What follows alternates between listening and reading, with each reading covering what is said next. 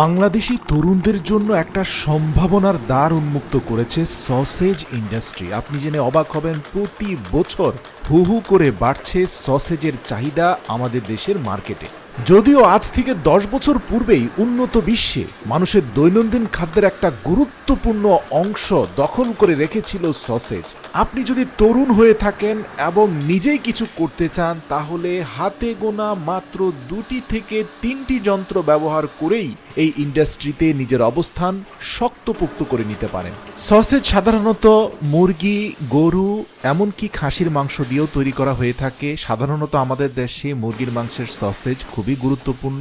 তো যাই হোক, সসেজ উৎপাদনের সর্বপ্রথম ধাপ হচ্ছে মুরগি, গরুর স্থূল মাংসকে এনে গ্রাইন্ডার মেশিনে রাখতে হবে। সেখানে তীব্র গ্রাইন্ডিং এর মাধ্যমে সেই মাংসগুলোকে মিহি করে নিচে ফেলা হয়। এই ধাপে মাথায় রাখা হয় মাংসের আঁশগুলোকে যতটা ভেঙে ফেলা যায়, যতটা গুঁড়ো করা যায়, ততই পরবর্তী ধাপে এটার মিক্সিংটা ভালো হবে। এরপরে আমরা দেখতে পারি 0 ডিগ্রি সেলসিয়াস তাপমাত্রার নরম প্রকৃতির বরফের টুকরোর সাথে এই মাংসগুলোকে খুব ভালোভাবে মেশানো হচ্ছে। সাথে সংযুক্ত করা হচ্ছে মজাদার সসেজ মশলা এবং প্রয়োজন অনুযায়ী মেয়োনাইজ।